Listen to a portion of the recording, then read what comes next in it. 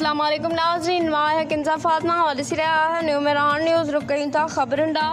टंडोलयार report नूर अली बहरानी टंडोलयार ज़िले में बरसाती रेंज के हवाले से टंडोलयार रिजवी हाउस से ज़िले काउंसिल के मेंबर इंतजामिया समेत इजलास घुराया वियो जैका तालके झंडो मरी के मुख्तलिफ इलाक़नि समेत टंडोलयार शहर में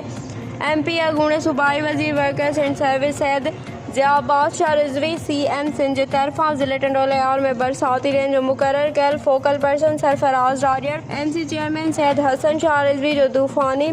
दौरो तालके झंडो मरी के समूरनि इलाइक़नि जो दौरो कयो वियो जंहिंखां पोइ टाउन कमेटी प्यारो रन पहुची अवाम जूं ॻाल्हियूं ॿुधियूं। फोकल पर्सन सरफराज राडियर पारां बरसाती रेंज में अवाम सां हर मुमकिन सहकार करण की ख़ातिरी कराई। ॿिए पासे MP अगूणे सूबाई वज़ीर workers and service Syed Zia बादशाह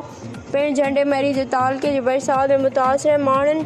हर मुमकिन मदद करण ख़ातिरी कई। और मौके ते ज़िले काउंसिल वाइस चेयरमैन दरिया खान मरी DC टंडोलयार SSP टंडोलयार समेत ज़िले काउंसिल के मेंबर GM पताफ़ी उम्मीद अली दिलमुख्तियार लिगारी खालिद थेबो मोहम्मद अली दर ज़िले चीफ ऑफिसर समेत ॿिया पिण मौजूद हुआ। वधीक ख़बरुनि ऐं अपडेट्स लाइ ॾिसंदा रहियो न्यू मेरान न्यूज़।